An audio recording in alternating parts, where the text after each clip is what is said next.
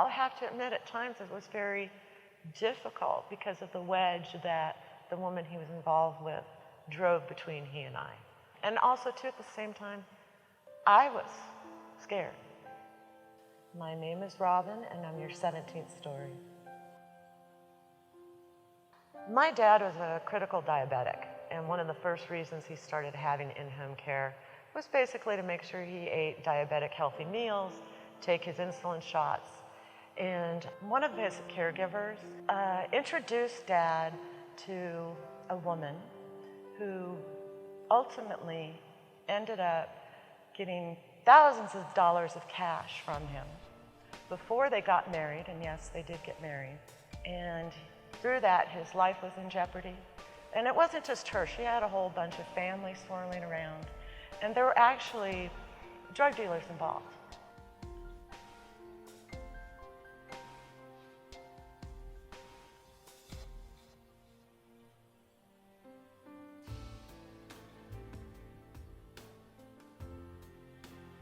He would be taken on vacation and basically left in hotels to fend for himself.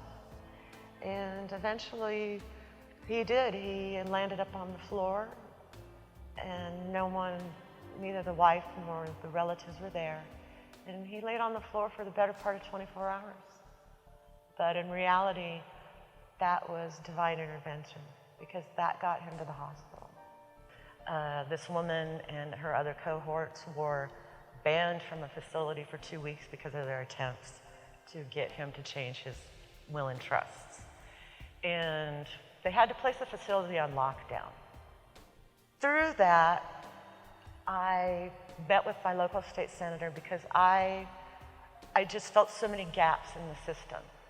That law enforcement and prosecutors, adult protective services, they just didn't really have the tools that they needed. We worked on legislation to strengthen the penalties against those who financially exploit the elderly.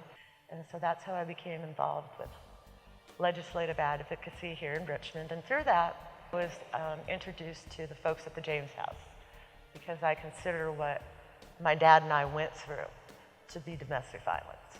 You know, the elderly, they don't want to seem like victims. They often are scared of perpetrators.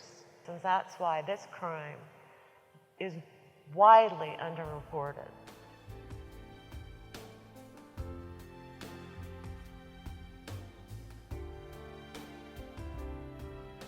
It took a few years to get us, back on a really good page. He passed away in 2010, and that was about a year-long hospitalization.